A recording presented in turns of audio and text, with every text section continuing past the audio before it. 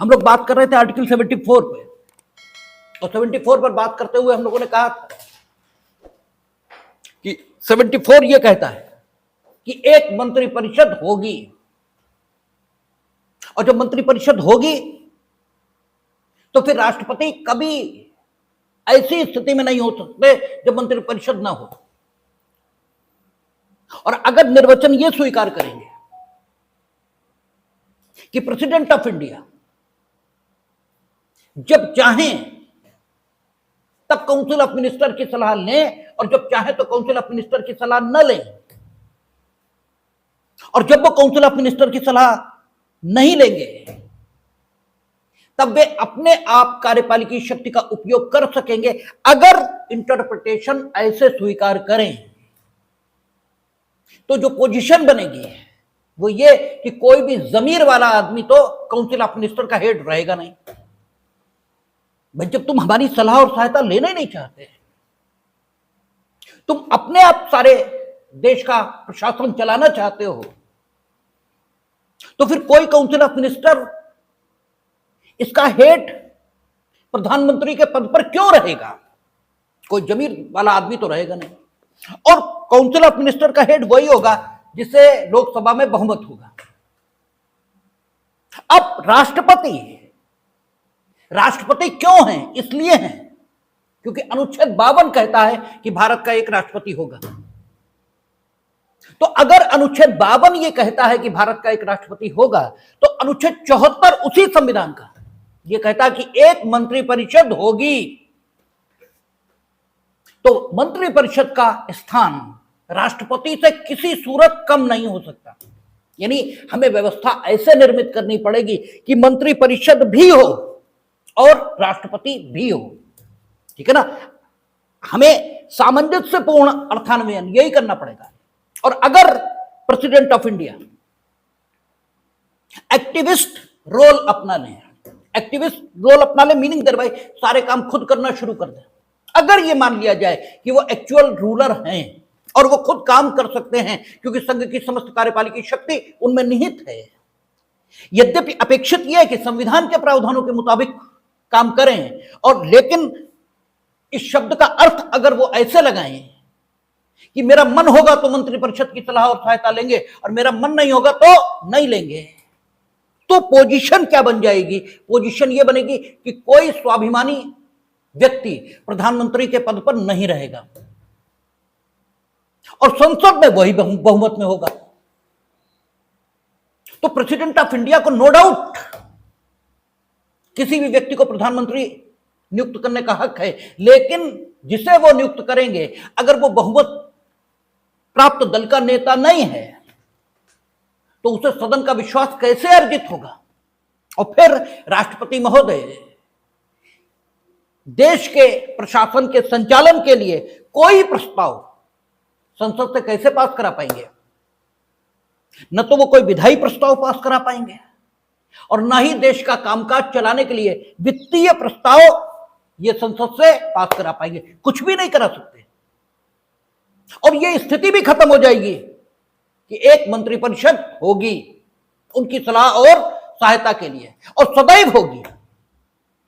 Even चुनाव में भी लोकसभा भले डिसॉल्व हो जाए लेकिन मंत्रिपरिषद रहेगी जब तक अगली सरकार शपथ नहीं ले लेती, क्योंकि 74 अपेक्षा करता है। इस लीक का मतलब यह निकला कि राष्ट्रपति महोदय स्वयं कोई काम नहीं कर सकते, अर्थात उन्हें सलाह और सहायता देने के लिए मंत्रिपरिषद होगी और उसकी सलाह के अनुसार ही काम करेंगे। यही इसका एकमात्र निर्वचन हो सकता है जो स्वीकार्य किया जा सकता है, क्योंकि अगर वो मंत्रिपरिषद की सलाह और सहायता से ही चलेंगे तो वे समस्त विधायी प्रस्ताव और समस्त वित्तीय प्रस्ताव ये संसद से आसानी से पास करा सकेंगे, क्योंकि वे लोग तो वहां बहुमत में नहीं है, वो तो करा ही लेंगे।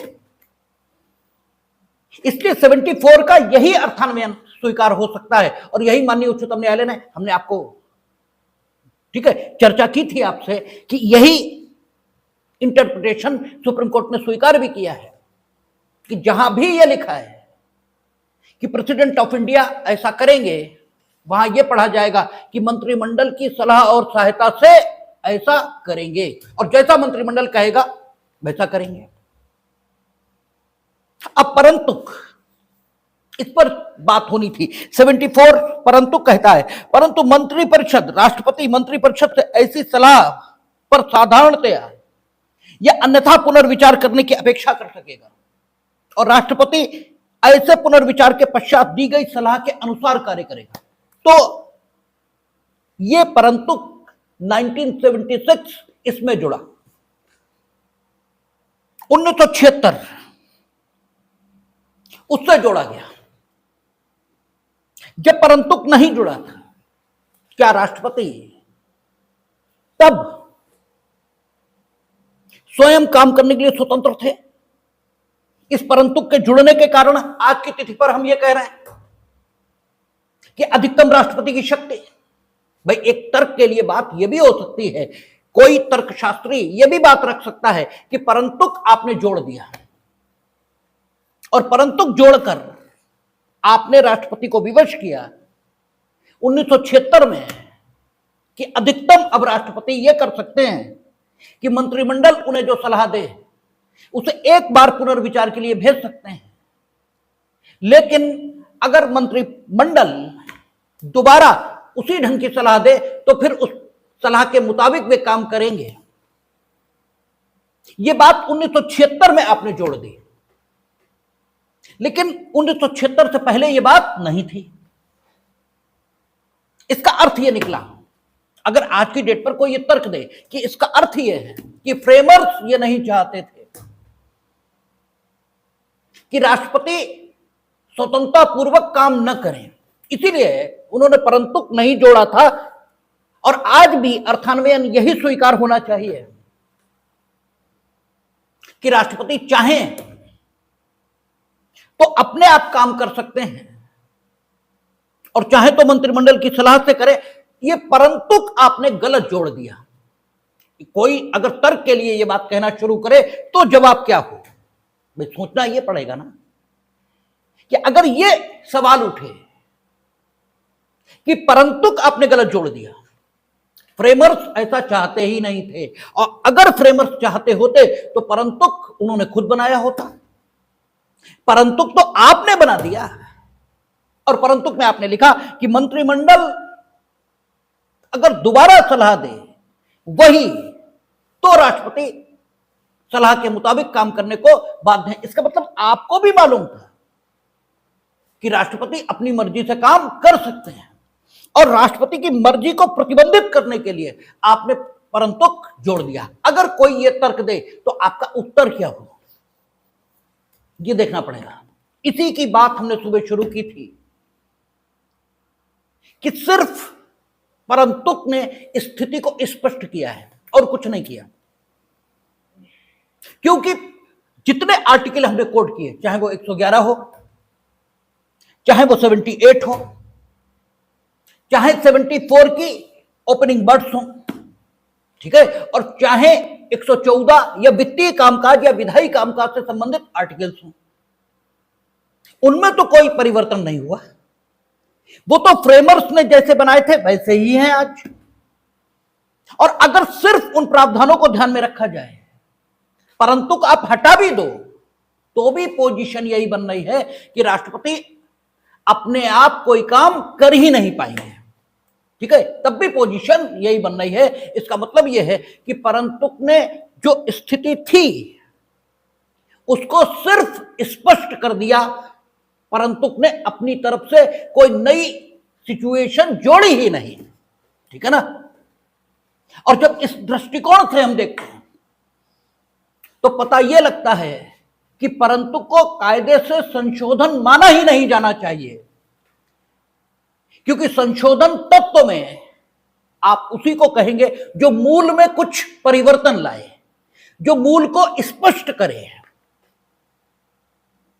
ठीक है, उसे स्पष्टीकरण कहना चाहिए, परंतु तो कहना भी नहीं चाहिए, ठीक है ना। तो परंतु ये परंतु नहीं है बल्कि स्पष्टीकरण है, ठीक है, इस रूप में हमें देखना चाहिए। और भारत के संविधान में लोग कहते हैं इतने संशोधन हुए, और जब इस कसौटी पर हम देखते हैं तो एक भी संशोधन दिखाई नहीं देता कि एक भी संशोधन हुआ हो। एक भी संशोधन नहीं हुआ। 25 नवंबर को, ठीक है, डिसीजन आने वाला है सुप्रीम कोर्ट का, आज अखबार में है। ये कहा गया कि समाजवादी पंथ निरपेक्ष शब्द हटने चाहिए क्योंकि ये इन्होंने जोड़े हैं,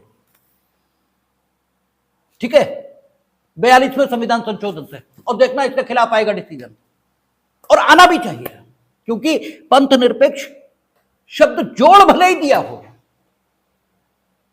लेकिन वो पहले दिन से 26 जनवरी 1950 से है, जब अनुच्छेद 15 कहता कि केवल धर्म, केवल जाति, केवल लिंग, केवल जन्म स्थान, इसके आधार पर भारत के नागरिकों में कोई विभेद हो ही नहीं सकता। तो ये सेकुलरिज्म के बिना कैसे पॉसिबल है?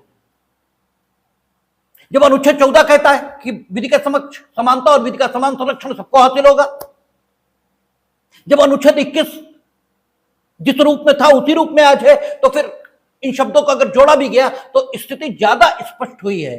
स्थिति में बदलाव नहीं हुआ, यह नहीं कहा जा सकता। तो क्या संशोधन है और क्या संशोधन नहीं है, इसे तत्व में देखा जाना चाहिए। जैसे लोग कहते हैं ना कि सत्ता व्यक्ति को भ्रष्ट करती है, हम इस बात के भी खिलाफ हैं। सत्ता व्यक्ति को भ्रष्ट नहीं करती, सत्ता व्यक्ति का असली चरित्र सामने ले आती है। क्योंकि है क्या, आप सत्ता प्राप्त करने के लिए अच्छाई का आवरण ओढ़ लेते हैं, आप अच्छे होते नहीं। हम अभी बात कर रहे थे कि नैतिक सिद्धांतों पर आपका विश्वास नहीं होता। अगर आपका नैतिक सिद्धांत पर विश्वास है, अगर आप ये मानते हो कि ईश्वर ही रोटी देता है, तो रिश्वत की जरूरतें कहां बचती है? तब तो रिश्वत की बात ही खत्म हो गई है। ईश्वर रोटी देगा, यह विश्वास होना चाहिए, और जिन्होंने यह विश्वास किया उन्हें मिली भी।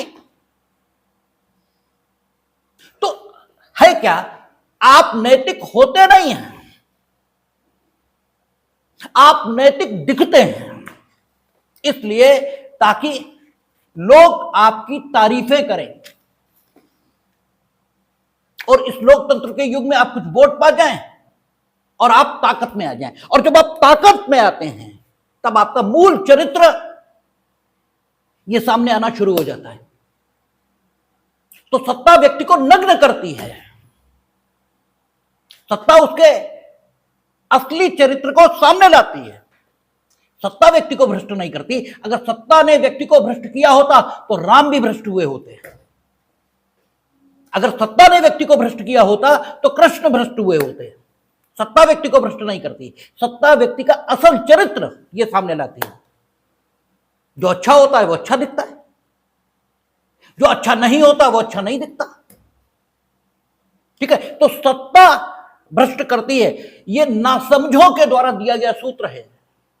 हमें तो नहीं लगता कि सत्ता व्यक्ति को भ्रष्ट करती है, सत्ता तो कर ही नहीं सकती। हाँ, ये जरूर है कि सत्ता आपके पास आती है तो आपको यह लगने लगता है कि अब हमारा कौन क्या कर लेगा, और आप वो करना शुरू करते हैं जो आप शुरुआत से करना चाह रहे थे। बात यह है। तो इसलिए हिंदुस्तान के संविधानों में कोई संशोधन हुआ ऐसा तो हमें दिखता ही नहीं। हमें तो यह दिखता है कि स्थितियां जो पहले से मौजूद थी वो ज्यादा स्पष्ट हुई हैं, परंतु आप हटा भी दो तो भी राष्ट्रपति स्वयं कोई काम कर ही नहीं पाएंगे, ठीक है ना, कर ही नहीं सकते। अब हम लोग एक आर्टिकल और देखेंगे 77। अगर राष्ट्रपति वास्तविक शासक होते तो अनुच्छेद 77 भारत के संविधान में होता ही नहीं, ठीक है। अगर वास्तविक शासक होते तब अनुच्छेद 77 को लिखने की कोई जरूरत नहीं थी, क्योंकि क्या लिखा है इसमें, कहता है भारत सरकार की समस्त कार्यपालिका कार्यवाही राष्ट्रपति के नाम से हुई कही जाती है, कही जाएगी। भारत सरकार की समस्त कार्यपालिकी कार्यवाही भारत सरकार की, इसका मतलब कार्यपालिकी कार्यवाही कौन करेगा? सरकार, भारत सरकार, ठीक है। भारत सरकार की समस्त कार्यपालिकी कार्यवाही राष्ट्रपति के नाम में हुई कही जाएगी।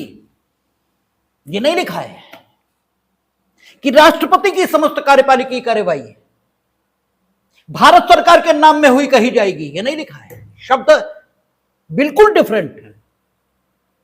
भारत सरकार की समस्त कार्यपालिकी कार्यवाही राष्ट्रपति के नाम में हुई कही जाएगी। हमने कहा था 2 प्रकार के फंक्शंस हैं, क्योंकि समस्त कार्यपालिकी शक्ति उन्हीं में निहित है। सारे कामों को उन्हीं को करना है, यह सारे काम उन्हीं के नाम पर होंगे। फिर भी कामों में डिवीजन है। कुछ कामों का होना राष्ट्रपति का पर्सनल ऑब्लिगेशन है, जैसे वित्तीय विवरण वे रखवाएंगे संसद के समक्ष। आपात की स्थिति पैदा हो रही है तो आपातकाल घोषित करेंगे, ठीक है ना। कुछ चीजें हैं जो वे करेंगे, ऐसा लिखा है। और सारी कार्यपालिकी कार्यवाही उन्हीं के नाम पर होगी, ये 77 कह रहा है। इसका मतलब ये हुए कि 2 प्रकार के काम हो गए। एक वे जो उनके नाम पर होंगे और एक वे जिनका होना उन्हें सुनिश्चित करना है कि वैसा हो, ठीक है ना। जैसे वित्तीय विवरण रखवाना, आपातकाल घोषित करना, ये कुछ काम हैं जिनका होना स्वयं उन्हें सुनिश्चित करना है। जिन कामों का होना स्वयं उन्हें सुनिश्चित करना है, उसमें भी बंटवारा है। बहुत थोड़े से काम है, बहुत थोड़े, जिन्हें करने का उन्हें विवेकाधिकार प्राप्त है, यानी अपनी मर्जी से वे करेंगे, और शेष सारे वे मंत्रिमंडल की सलाह से करेंगे। ठीक, पहली बात आ गई। जैसे प्रधानमंत्री का निर्वाचन, इसमें उन्हें बहुत सीमित विवेकाधिकार प्राप्त है, बहुत सीमित। अर्थात अगर निचले हाउस में यानी लोकसभा में किसी दल को बहुमत नहीं मिला, किसी दल को नहीं मिला, तब उनके पास एक मार्जिनल विवेकाधिकार है कि वे जिसे चाहें प्राइम मिनिस्टर अपॉइंट कर सकते हैं, ठीक है, जिसे चाहें। अगर स्पष्ट बहुमत है तो वो भी उनके पास नहीं है, ठीक है ना। तब उन्हें बहुमत प्राप्त दल के नेता को ही बुलाना होगा, नहीं बुलाएंगे तो फिर वो व्यक्ति सदन का विश्वास अर्जित ही नहीं कर पाएगा, और जब अर्जित नहीं कर पाएगा तो उनके प्रधानमंत्री के रूप में वो काम कर ही नहीं पाएगा, ठीक है ना। लेकिन अगर किसी दल के पास बहुमत नहीं है तो उन्हें एक विवेक का अधिकार है कि वे प्रधानमंत्री का मनोनयन कर सकते हैं, या लोकसभा डिसॉल्व होनी है, ठीक है। तब अगर बहुमत प्राप्त दल के नेता ने सिफारिश की है तो उनके पास लोकसभा को डिसॉल्व करने के अलावा कोई चारा ही नहीं है, क्योंकि वो सरकार बना नहीं रहा जिसके पास बहुमत है, और अल्पमत की सरकार चलनी नहीं, ठीक है। तो केवल 2 स्थितियां हैं जिनमें राष्ट्रपति स्वविवेक से निर्णय ले सकते हैं, और वहां भी विवेक बहुत सीमित है। और शेष दशाओं में तो उन्हें मंत्रिमंडल की सलाह और सहायता माननी ही पड़ जाएगी, क्योंकि संवैधानिक प्रावधान है और जो संवैधानिक व्यवस्था है उसमें यही निष्कर्ष निकल रहा है। तो एक वो काम हुए जो प्रेसिडेंट ऑफ इंडिया को स्वयं करने हैं या करवाने हैं, और स्वयं करने हैं उनमें वो मंत्रिमंडल की सलाह और सहायता प्राप्त करने और उसे मानने के लिए संवैधानिक व्यवस्था में विवश दिखाई देते हैं। हालांकि विवश जैसा शब्द राष्ट्रपति जैसे सम्मानित शब्द के साथ या सम्मानित पद के साथ अच्छा नहीं दिखता, लेकिन भाषाई विवशता के कारण यही शब्द हम प्रयोग कर रहे हैं। हां, केवल 2 स्थितियां हैं जिनमें कुछ मार्जिनल डिस्क्रिशनरी राइट उनके पास हैं, बाकी नहीं। अब जहां तक दूसरे प्रकार के काम बचे, क्योंकि देश की जो कार्यपालिकीय व्यवस्था है इसको करने में तो बहुत सारे काम करने होंगे। पुल भी बनेगा, सड़क रेल भी चलेगी, सारा कुछ होगा, बैंकें संचालित होंगी, बहुत कुछ काम होंगे। उन्हें जब करेंगे तो 77 काम आएगा। 74 कब काम आएगा? जब उन्हें उन कामों को करना है जिन कामों को करना या जिन कामों का करवाया जाना स्वयं संविधान ने उनके ऊपर, ठीक है, अधिरोपित किया है, जिनका होना सुनिश्चित करना स्वयं राष्ट्रपति की जिम्मेदारी है, उनमें 74, और शेष सारे कामों के लिए संघ की, भारत सरकार की समस्त कार्यपालिकी कार्यवाही राष्ट्रपति के नाम में, ठीक है, हुई कही जाएगी। इसका मतलब राष्ट्रपति के नाम में होगी नहीं, मतलब राष्ट्रपति के द्वारा होगी नहीं, राष्ट्रपति के नाम में हुई कही जाएगी। जैसे तुम ही करोगे कोई कार्यवाही तो इसे कहने की जरूरत ही क्या है कि वो तुम्हारे नाम में हुई कही जाएगी। तुम नहीं करोगे लेकिन जो कार्यवाही होगी वो तुम्हारे नाम में हुई कही जाएगी, ये लिखा है भाई। 77 सबसेक्शन 1 क्या कह रहा है कि भारत सरकार की समस्त कार्यवाही, इसका मतलब एक्चुअल डूअर कौन हुआ? भारत सरकार। एक्चुअल डूअर कौन हुआ? भारत सरकार। भारत सरकार की समस्त कार्यपालिकी कार्यवाही राष्ट्रपति के नाम में हुई कही जाएगी। इसका मतलब सिर्फ कही जाएगी राष्ट्रपति के नाम में। एक्चुअल डूअर कौन होगा? भारत सरकार। और चूंकि भारत सरकार के प्रमुख कौन है? राष्ट्रपति, ठीक है ना, क्योंकि भारत सरकार है कौन? राष्ट्रपति प्लस काउंसिल ऑफ मिनिस्टर्स। क्योंकि काउंसिल ऑफ मिनिस्टर किसके हैं? राष्ट्रपति के। क्योंकि वो भारत सरकार में सर्वोच्च स्थान पर हैं, इसलिए उनके नाम में हुई कही जाएगी। लेकिन करेगा कौन? मंत्रिमंडल। और वे काम जो उन्होंने स्वयं करने हैं वे भी कौन करेगा? मंत्रिमंडल। क्यों? उसी की सलाह और सहायता से वे होंगे, क्योंकि अगर उसकी सलाह और सहायता से नहीं होंगे तो तुम कर ही नहीं पाओगे। और दो ही काम हैं, ठीक है, वे जो तुम्हें स्वयं करने हैं और वे जो तुम्हें करवाने हैं। दोनों में काउंसिल ऑफ मिनिस्टर ही आगे आ गई, ठीक है ना। एक 74 से आगे आ गई और दूसरी 77 से आ गई। और 77 सबसेक्शन 2 क्या कहता है? और रिलैक्सेशन देता है। कहता है राष्ट्रपति के नाम से किए गए, राष्ट्रपति के नाम से किए गए और निष्पादित आदेशों और अन्य लिखतों को ऐसी रीति से अधिप्रमाणित किया जाएगा जो राष्ट्रपति द्वारा बनाए जाने वाले नियमों में विनिर्दिष्ट की जाए, और इस प्रकार अधिप्रमाणित आदेश या लिखत की विधि मान्यता इस आधार पर प्रश्नगत नहीं की जाएगी कि वह राष्ट्रपति द्वारा किया गया या निष्पादित आदेश या लिखत नहीं है। यानी 77 सबसेक्शन 2 स्थिति को और क्लियर कर रहा है। राष्ट्रपति नियम बना देंगे, और राष्ट्रपति नियम बनाएंगे जब संघ की समस्त कार्यपालिकी शक्ति राष्ट्रपति में निहित होगी, लेकिन भारत सरकार की समस्त कार्यपालिकी कार्यवाही उनके नाम में हुई कही जाएगी। इसका मतलब एक्चुअल नियम कौन बनाएगा? भारत सरकार। समस्त कार्यपालिकी कार्यवाही किस ढंग से होगी इसके संबंध में राष्ट्रपति नियम बनाएंगे। इसका मतलब क्या निकला? इसका मतलब यह निकला कि भारत सरकार नियम बनाएगी कि समस्त कार्यपालिकी कार्यवाही किस प्रकार से की जाएगी। और समस्त कार्यपालिकी कार्यवाही होती कैसे? विभागों में गृह मंत्रालय अपना काम करता है, रेल मंत्रालय अपना काम करता है, ऐसे होती है। भारत सरकार की समस्त कार्यपालिकी कार्यवाही कैसे चलती है? मंत्रालयों के माध्यम से। और मंत्रालयों का प्रमुख कौन है? मंत्री, ठीक है। मंत्री किसका प्रतिनिधि है? भारत सरकार का, ठीक है। तो मंत्री नियम बना देगा और वो नियम राष्ट्रपति ने बनाया है ऐसा कहा जाएगा। किसके मुताबिक?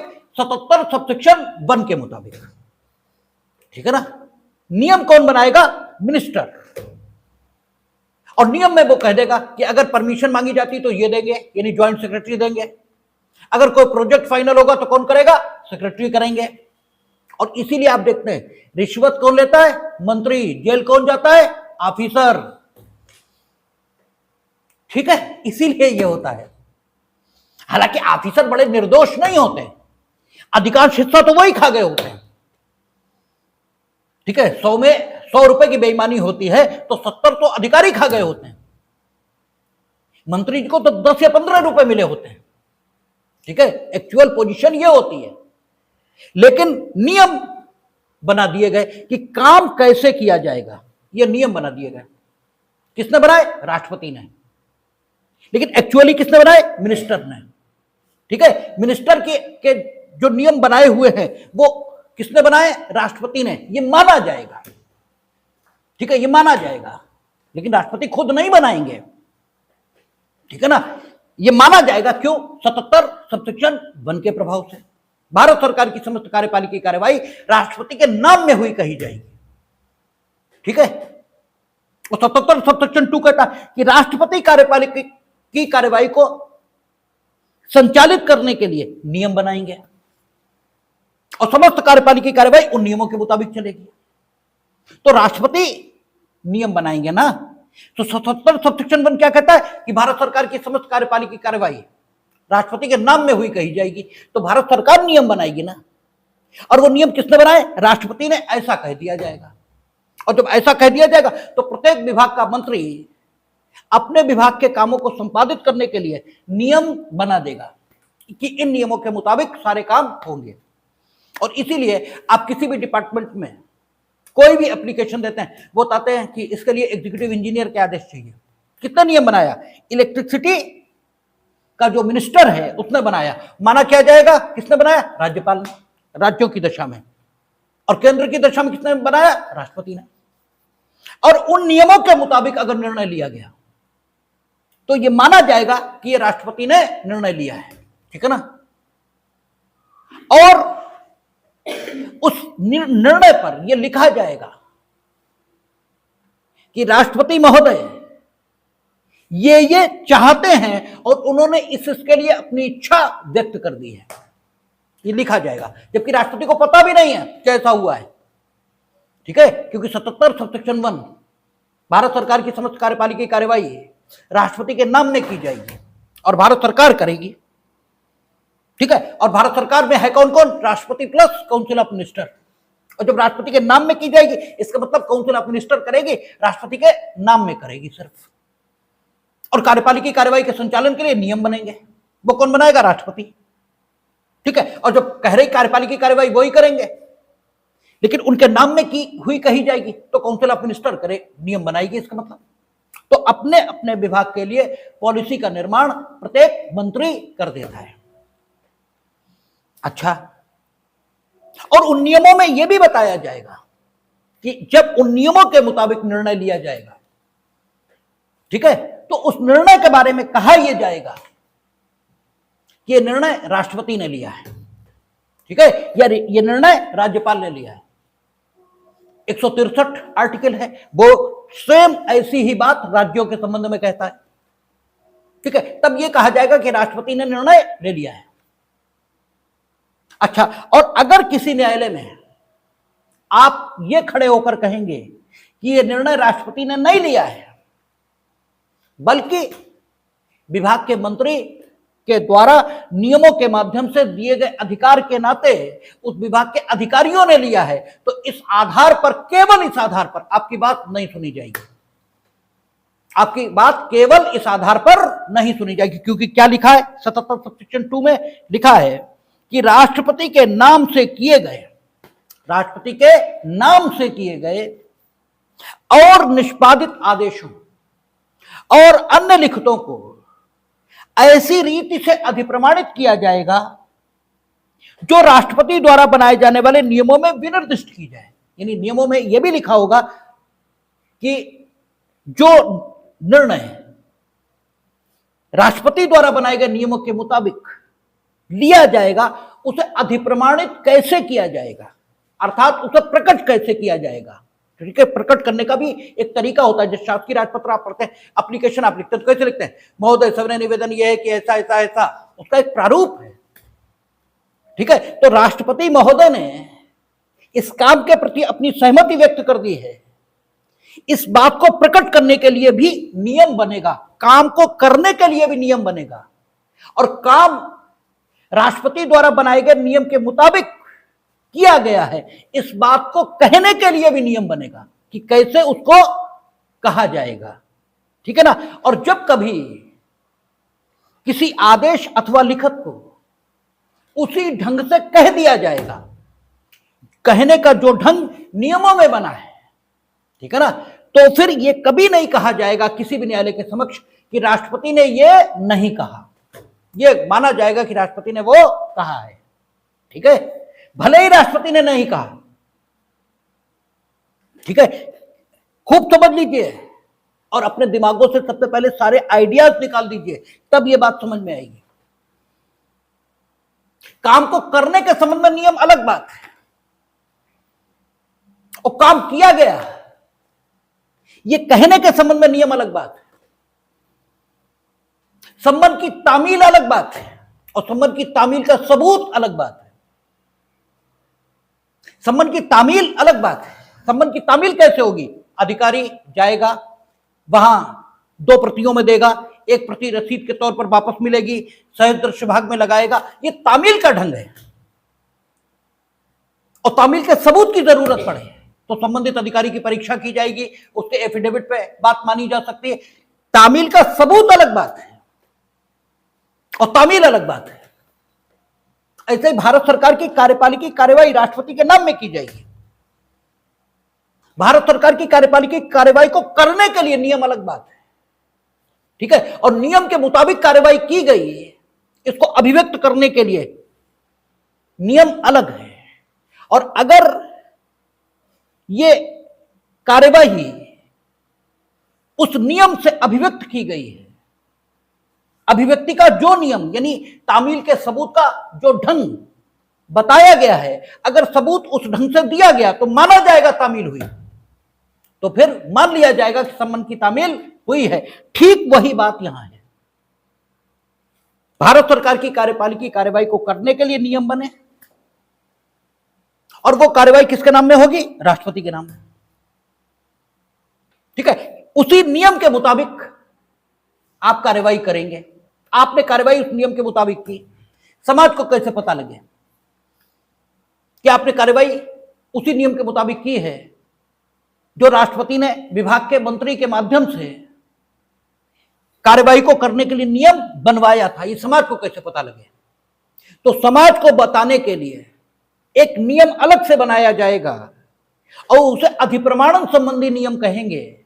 और वो नियम अधिप्रमाणन का नियम कहलाएगा, और उस नियम के मुताबिक अगर यह अधिप्रमाणित कर दिया जाएगा कि अमुक काम किया गया है, तो फिर यह माना जाएगा कि अमुक काम किया गया है और नियम के मुताबिक किया गया है। और केवल इस आधार पर कि राष्ट्रपति के द्वारा बनाए गए नियम के आधार पर कोई कार्यवाही की गई, लेकिन उसे अभिव्यक्ति की नियम के मुताबिक नहीं किया गया, अर्थात कार्यवाही तो इनफैक्ट वाकई नियम के मुताबिक ही हुई।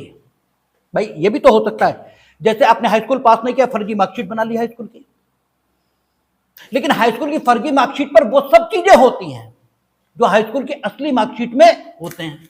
ठीक है, आखिर प्रविष्टियां हाई स्कूल की असली मार्कशीट में जितनी होंगी, उतनी ही प्रविष्टियां हाई स्कूल की फर्जी मार्कशीट में भी होंगी। प्रविष्टियों में तो कोई फर्क नहीं होगा। असली और नकली में फर्क जो होगा वो ये कि असली आप उसे कहेंगे कि हाई स्कूल पास किया और फिर मार्कशीट आई, ये असली है। हाई स्कूल पास ही नहीं किया और एक मार्कशीट बना ली और उसमें वे समस्त प्रविष्टियां अंकित कर दी जो असली मार्कशीट में होती, इसे फर्जी कहते हैं। इसी तो फर्जी कहते हैं। अब 2 बातें हो सकती हैं। भारत सरकार की समस्त कार्यपालिकी कार्रवाई करनी, ठीक है, राष्ट्रपति के नाम में होगी।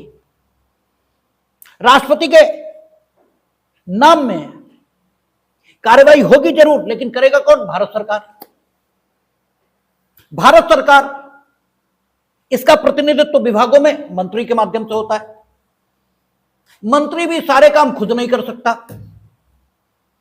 ठीक है भाई, मंत्री तो प्रमुख है ना, वो नीचे तक के काम खुद कैसे कर पाएगा? तो मंत्री सारे कामों को करने के लिए नियम बना देता है।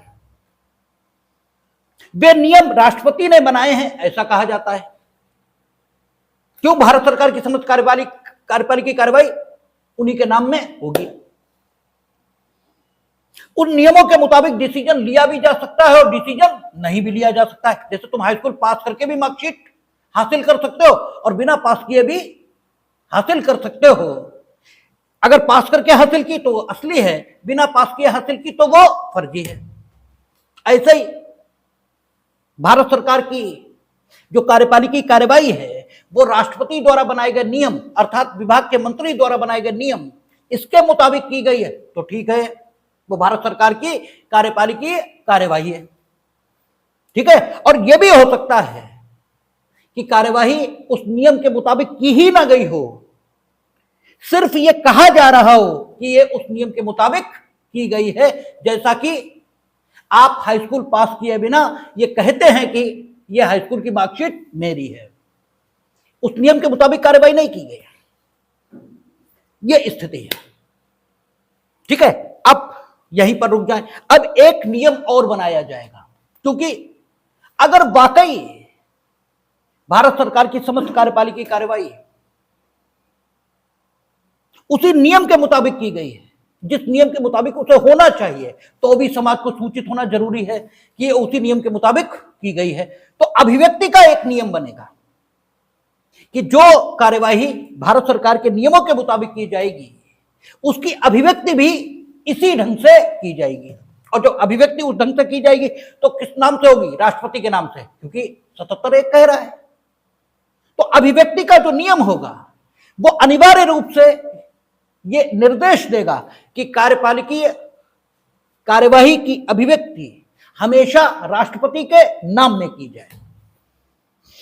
अब कोई लिखत है जिसमें यह लिखा है, जिसमें यह वर्णन है कि भारत सरकार की कोई कार्यपालिकी कार्रवाई की गई है, ठीक है, और उसे उसी रीति में अभिव्यक्त किया गया है जो रीति राष्ट्रपति के नाम में कार्यपालिकी कार्रवाइयों की अभिव्यक्ति के लिए बनाया गया है, उसी ढंग से उसकी अभिव्यक्ति हुई है।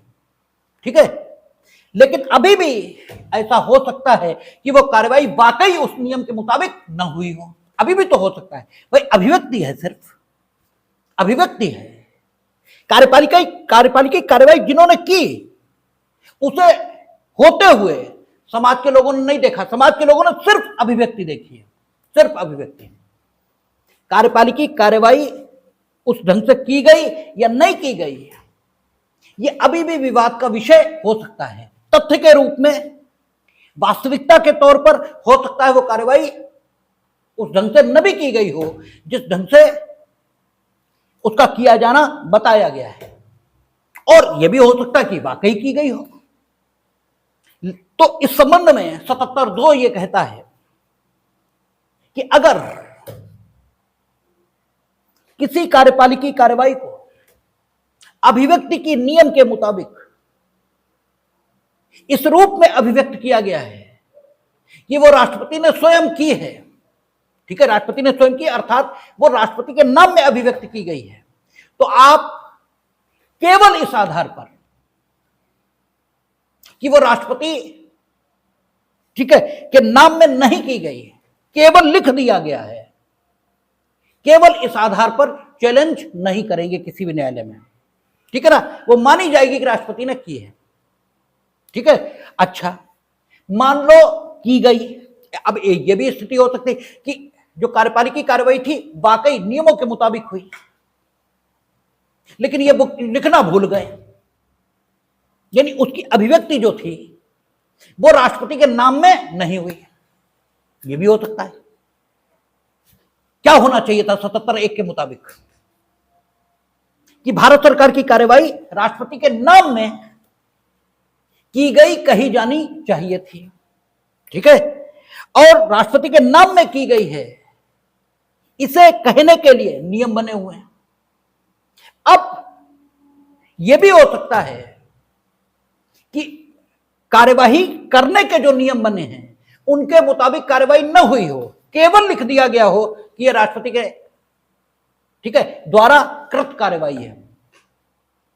और यह भी हो सकता है कि कार्यवाही नियमों के मुताबिक हुई, लेकिन सिर्फ यह लिखना भूल गए कि यह राष्ट्रपति द्वारा की गई कार्यवाही है, सिर्फ यह लिखना भूल गए। अब एक इंस्ट्रूमेंट है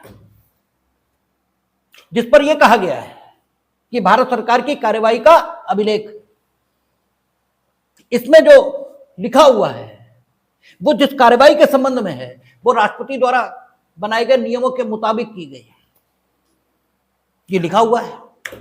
लेकिन उसमें अभिव्यक्ति का जो नियम राष्ट्रपति ने बनाया था उस ढंग से अभिव्यक्ति नहीं की गई है कि राष्ट्रपति के नाम में वो अभिव्यक्त नहीं हुआ है। अब आप अगर ये कहना चाहें,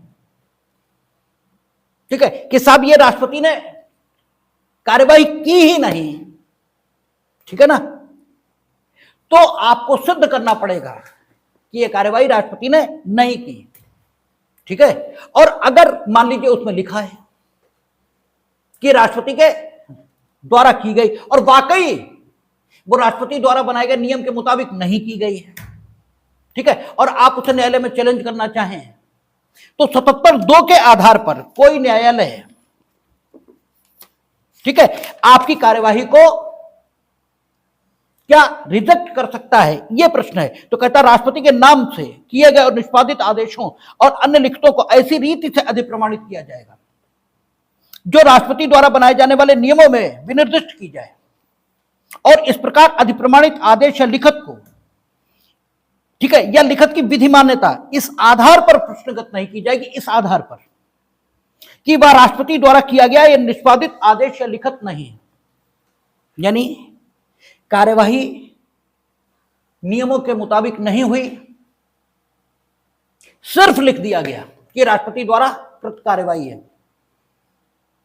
ठीक है, तो स्थिति यह रहेगी कि आप केवल इस आधार पर कि इसमें यह लिखा है या नहीं लिखा है, ठीक है, उस कार्यवाही की विधि मान्यता को प्रश्नगत नहीं कर सकते, क्योंकि वो सिर्फ एक्सप्रेशन का ढंग है, वो सिर्फ एक्सप्रेशन का ढंग है। आपको वाकई यह साबित करना पड़ेगा कि वो कार्यवाही नियमों के मुताबिक हुई थी या नहीं हुई थी। अगर आप यह साबित नहीं कर सकते कि वो नियमों के मुताबिक हुई थी या नहीं हुई थी, तो आपको केवल इस बात से सहायता नहीं मिलेगी कि राष्ट्रपति के द्वारा की गई कार्यवाही को अभिव्यक्ति का जो ढंग बताया गया है उस ढंग से अभिव्यक्त किया गया या नहीं, इससे कोई फर्क नहीं पड़ता, क्योंकि यह अधिप्रमाणन का ढंग है, यह काम करने का ढंग नहीं है, ठीक है। काम करने के लिए क्या होगा, राष्ट्रपति के नाम में किए गए और निष्पादित आदेशों और अनुलिप्तों को ऐसी रीति से अधिप्रमाणित किया जाएगा। 77 सबसेक्शन 2 केवल इस बात को बताता है कि राष्ट्रपति के नाम में जो कार्यपालिका कार्यवाही होगी उसके अधिप्रमाणन का क्या ढंग होगा। इससे ज्यादा 77 सबसेक्शन 2 कुछ नहीं कहता। इसलिए यह कार्यवाही के अधिप्रमाणन के लिए जो नियम बनेगा उसकी चर्चा करता है। तो अधिप्रमाणन यह कभी महत्व की बात होती ही नहीं। अधिप्रमाणन उस ढंग से हुआ या नहीं हुआ इससे कोई फर्क नहीं पड़ता। हां, अगर अधिप्रमाणन के नियम के मुताबिक है तो एक फायदा जरूर मिल जाएगा कि ये जब तक साबित न किया जाए व्यक्ति के द्वारा कि यह कार्रवाई नियमों के मुताबिक नहीं हुई है, तब तक ये मान लिया जाएगा कि ये नियमों के मुताबिक हुई। जैसे हम लोगों ने गोद के बारे में पढ़ा था, जब हम लोग Hindu adoption and maintenance act पढ़ रहे थे, तो Hindu adoption and maintenance act की धारा 16 आई थी, और धारा 16 में यह कहा गया था कि अगर दत्तक ग्रहण इसका रजिस्ट्रेशन करा दिया गया है तो आपको क्या फायदा होगा, और दत्तक ग्रहण का अगर रजिस्ट्रेशन नहीं है तो आपका क्या फायदा, नुकसान हो जाएगा। तो यह कहा गया कि दत्तक ग्रहण इसका अगर रजिस्ट्रेशन हो गया तो आपको यह फायदा मिलेगा कि जब तक यह साबित न कर दिया जाए कि दत्तक ग्रहण इस अधिनियम के प्रावधानों के मुताबिक नहीं हुआ, तब तक यह मान लिया जाएगा कि दत्तक ग्रहण इस अधिनियम के प्रावधानों के मुताबिक हुआ है। हां, इससे यह कतई सिद्ध नहीं होता कि अगर रजिस्ट्रेशन हो गया, ठीक है, तो दत्तक ग्रहण को अवैध साबित नहीं किया जा सकता। इससे यह बात नहीं है। यही बात 77 सबसेक्शन 2 में लिखी है, क्योंकि 77 सबसेक्शन 2 कहता है कि भारत सरकार की समस्त कार्यपालिका कार्यवाही राष्ट्रपति के नाम में की जाएगी, और समस्त कार्यपालिका की कार्यवाही राष्ट्रपति के नाम में की गई है, इसको अधिप्रमाणित करने के लिए राष्ट्रपति नियम बना सकेगा, अधिप्रमाणित करने के लिए कि भारत सरकार की समस्त कार्यपालिका की कार्यवाही उन नियमों के मुताबिक की गई है। ठीक है, भारत सरकार की समस्त कार्यपालिका की कार्यवाही राष्ट्रपति के नाम में होगी, तो राष्ट्रपति के नाम में होगी, लेकिन भारत सरकार अपनी समस्त कार्यपालिका की कार्यवाही को चलाने के लिए नियमों का निर्माण करेगी। अब भारत सरकार जो कार्यपालिका की कार्यवाही करेगी उसको अधिप्रमाणित और अभिव्यक्त करने के लिए 77 सबसेक्शन 2 कहता है कि नियम बनेगा। भारत सरकार अपनी समस्त कार्यपालिका की कार्यवाही को नियमों के मुताबिक चलाकर और फिर अधिप्रमाणित करके दुनिया के सामने लाएगी कि भारत के राष्ट्रपति ने यह कार्यवाही की है। अब भारत के राष्ट्रपति ने यह कार्यवाही की है, भारत सरकार ने उस ढंग से अधिप्रमाणित करके दुनिया के सामने रख दिया।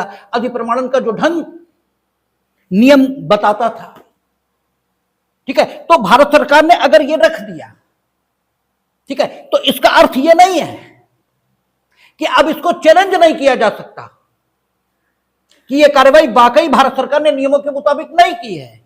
इसका अर्थ यह नहीं है, क्योंकि यह अधिप्रमाणन का नियम है। इससे केवल इतना तय होता है कि जब तक कोई यह साबित न कर दे कि ये नियमों के मुताबिक कार्यवाही नहीं हुई, तब तक इस अधिप्रमाणन के आधार पर हमेशा यह माना जाएगा कि यह कार्यवाही राष्ट्रपति ने की है। ठीक है, या तो आप साबित करो, या तो आप साबित करो कि राष्ट्रपति ने नहीं की। ठीक है, और अगर राष्ट्रपति ने की है, ठीक है, यह लिखा है, तो जब तक आप साबित नहीं कर देंगे कि राष्ट्रपति ने नहीं की, तब तक यह माना जाएगा कि राष्ट्रपति ने की है। भले ही वो राष्ट्रपति ने की या नहीं की, इससे कोई मतलब नहीं है। ठीक है, जैसे मुकदमा आता है कि नियमों में यह लिखा था, भारत सरकार की कार्यपालिका कार्रवाई के जो नियम थे उनमें यह लिखा था कि अमुक मामले का निर्णय भारत के राष्ट्रपति करेंगे, और मामला वित्त मंत्रालय से संबंधित था। फाइनेंस मिनिस्टर ने उसमें निर्णय ले लिया और मामले को निपटा दिया। प्रश्न यह उठा कि भारत के राष्ट्रपति को कार्रवाई करनी थी, फाइनेंस मिनिस्टर ने की है। ठीक है, अच्छा, उस आदेश में यह भी नहीं लिखा था, मतलब कि फाइनेंस मिनिस्टर ने, और उसमें यह भी नहीं लिखा कि भारत के राष्ट्रपति ने यह कार्रवाई की है, यह भी नहीं लिखा। अब प्रश्न उठा कि भाई 77(1) यह कहता है कि भारत के राष्ट्रपति के नाम में सारी कार्यपालिका की कार्रवाई होगी, और 77 सबसेक्शन 2 कहता है कि भारत सरकार की कार्यपालिका की कार्रवाई को तब प्रश्नगत नहीं किया जा सकता जब उसकी अभिव्यक्ति राष्ट्रपति के नाम में की गई हो। इसकी तो अभिव्यक्ति भी राष्ट्रपति के नाम में नहीं की गई, और भारत सरकार के मंत्री ने यह कार्रवाई की, राष्ट्रपति ने की भी नहीं। तो सुप्रीम कोर्ट ने कहा इससे कोई फर्क नहीं पड़ता, क्योंकि 77 सबसेक्शन 2 सिर्फ इतना कहता है कि अधिप्रमाणन भारत सरकार के द्वारा, ठीक है, कैसे किया जाएगा कि अमुक कार्यवाही राष्ट्रपति के नाम में की गई। कार्यपालिका की कार्रवाई करने की ताकत 77(1) के मुताबिक भारत सरकार में है। ठीक है, 77(1) के मुताबिक भारत सरकार ने ही कार्रवाई की, फाइनेंस मिनिस्टर ने की है ना। बस 77 सबसेक्शन 2 के मुताबिक वो एक्सप्रेस नहीं हुआ, तो इससे फर्क क्या पड़ा? हमने हाई स्कूल पास किया, मेरे पास मार्कशीट नहीं है, तो हम हाई स्कूल पास नहीं है, इससे क्या फर्क पड़ा? तो 77 सबसेक्शन 2 अधिप्रमाणन का ढंग बताता है बस, और 77 सबसेक्शन 1 ये कहता है कि भारत सरकार की समस्त कार्यपालिका की कार्यवाही, ठीक है, राष्ट्रपति के नाम में होगी। एक बात, तो अगर बहुत समझ में ना आया हो तो भी आप केवल इतना समझ लें कि जब 77 सबसेक्शन 1 ये कहता है कि समस्त कार्यपालिका की कार्यवाही भारत सरकार की राष्ट्रपति के नाम में की जाएगी, इसका मतलब भारत सरकार ही प्रमुख है, राष्ट्रपति प्रमुख नहीं है। सिर्फ इतना समझ लें।